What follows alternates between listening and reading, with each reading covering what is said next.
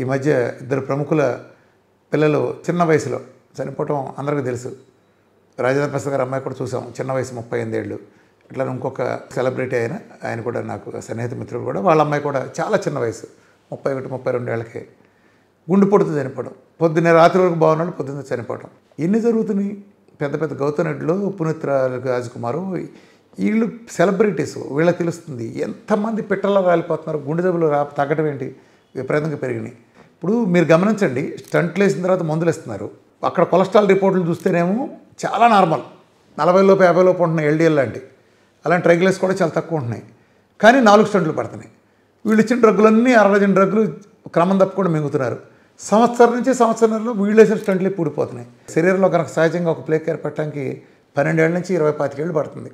ఒక ప్లేక్ పూర్తిగా ఏర్పడి అది టోటల్గా రప్చర్ అయ్యి నాశనం చేసే స్టేజ్ వచ్చే టైంకి వీళ్ళు వేసిన స్టంట్లో ఐఎస్ఆర్ అంటారు, ఇన్స్టంట్ రీస్టెనోసిస్ అని.